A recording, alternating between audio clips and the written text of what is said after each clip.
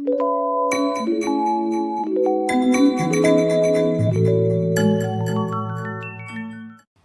up, guys? What up? It's Shani with Healing Elements, bringing back an old deck, one of my most favorite decks. It is beautiful. It's by Lucy Cavendish. It is the FaeryTale Oracle deck.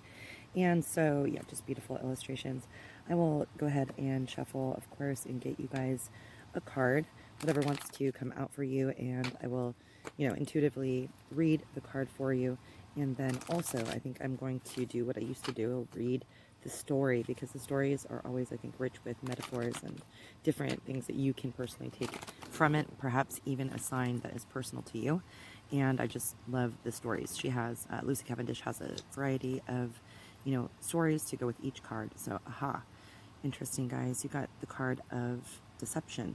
So either you are deceiving yourself, maybe you are in denial about something that you really truly feel, and it's going to take some unexpected moment to bring this out. Perhaps somebody, of course, is in an act of deception toward you. Maybe there is just a lot of shady, petty business going around. This is about somebody, doing a tricky move.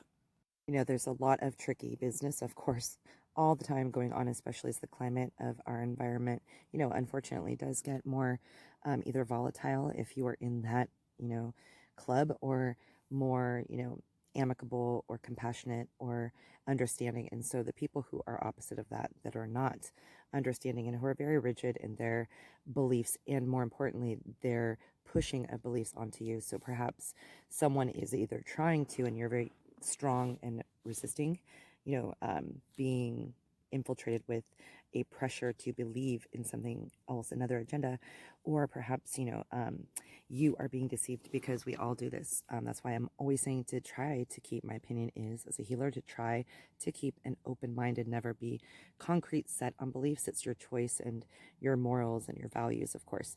If you want to be faithful 100% in something, that is great, but certain concepts, maybe even conspiracy theories, things maybe that are rumors in the media, things like that, is very important, in my opinion, to keep an open mind so that we are not deceived and, are blocked from doing some work and help that would, benefit elsewhere, besides spending our energy in something that turned out to be a falsity, if that makes sense.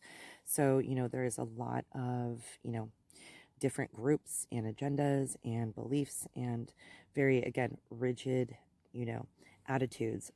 Like, it's either the attitude is like, come with us, be one of us, and think and do exactly, kind of like programmed religion type of thing. So if somebody is pushing something on you and you are just feeling icky, you're feeling like it is definitely not ringing true, you are not aligned with that truth, then, it's okay. You don't have to feel guilty and don't have to beat yourself for being deceived if it was quite a big, venture that you took into placing your energy into it. Say, people who are in religions and get out and are very, outspoken about how now they see that it was extremely detrimental and, not their truth, and they were deceived. But you don't have to beat yourself up for that time, because the power of the mind is incredible.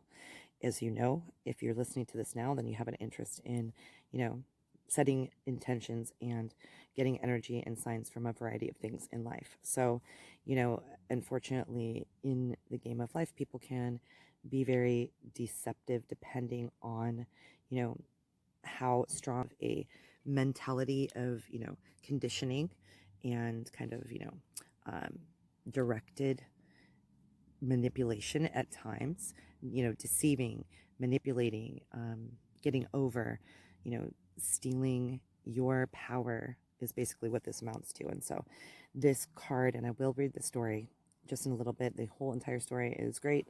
You can hear and see the concepts that are, being spoken about now to you. So whatever you do, just keep your wits about you. Just be in the know that people, unfortunately, especially if you're an empath, sometimes you want to see the best in people, However, there is truth to the story that we are all going to be deceived multiple times in our lives. That you received about deception is called the juniper tree. And here's the story. So it's number 34, the juniper tree.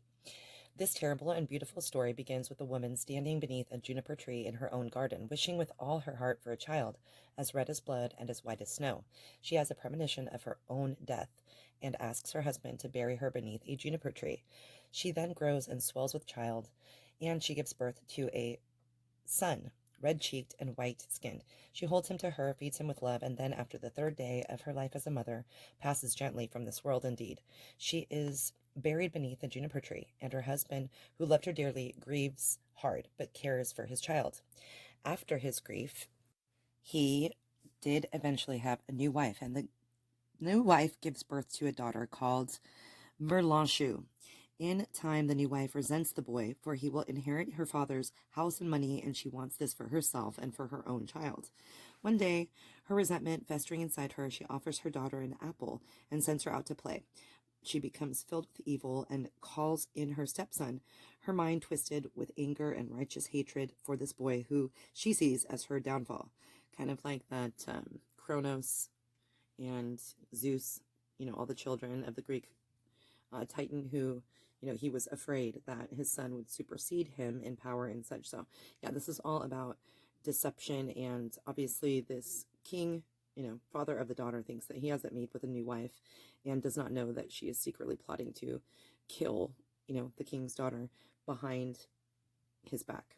So again, back to the story. One day, her resentment festering inside her, she offers her daughter an apple and sends her out to play. She becomes filled with evil, pure evil, and calls in her stepson, her mind twisted with anger and righteous hatred for this boy who she sees as her downfall. She offers him an apple too, telling him it is inside a box with a heavy lid. He reaches into the box, and she brings down the lid on his tender white neck, severing his head. Kind of dark, huh? Deception is dark. She then takes a bandage and ties his head back onto his body. She calls Marlinchen in telling her to ask her stepbrother for an apple, and if he does not give her one, she is to box his ears and punch him, basically. So Marlinchen asks sweetly for the apple from the boy, who she did not know was already dead. And having no response to her pleas, she did then strike him as her counterpart told her to, and his head falls to the floor. She cries in anguish, believing she has now killed her brother. Being pure heart, she is upset and runs to her mother, upset, who tells her she will make it all right. Marlinchen nods, weeping for the loss of her brother, frightened that she will be punished and her soul condemned for this murder that she believes she has committed. When the father returns home, the stepmother tells him the boy has gone away for a time to stay with his uncle. She then serves the husband a stew actually made of the boy's body. Really dark. Marlinchen, weeping quietly, is also forced to eat the stew filled with remorse. She is filled with remorse, and she steals her brother's bones from her mother and lays them to rest with her tears under the juniper tree, the same juniper tree that her, and a strange thing happens. As she weeps, a bird emerges from the tree, singing a song of a boy who died at the hands of his stepmother, but wept for his sister. The bird flies, singing to a goldsmith the same song, who gives the bird a golden chain. So moved is he by the sadness of the tale, the bird then sings the song again to a shoemaker, who offers the bird red shoes, and to a miller, who then gives the bird a millstone. The bird then returns to the juniper tree and sings his song over and over. The father goes out to see what is singing such a beautiful song, and the golden charm falls about his neck. The father tells everyone that a beautiful bird gave him a chain. It sings again, and Marlinchen goes out to see if this is true, and the red shoes fall to her. She smiles for the first time since the death of her brother, and the stepmother inside is burning up with a fever of anger, jealousy, and rage. So she wishes to hush the bird from singing the song of truth. She rushes outside, seeking out the bird, and upon her head falls the millstone, crushing her bones and her into the earth, ending her life of bittersweet and anger. So when this car comes to you, you will see soon that you have been carrying a great burden. And when the responsibility for much of the sadness lies with another, you shouldn't carry this burden. You must let go of the sense that everything is your fault and begin to understand that you have a good heart. Don't lose hope. Keep doing what you know to be the right and compassionate thing to do, and soon a lost loved one will be returned to you in some form or another. The parting and the sadness you have experienced is due to a third party's involvement and deception.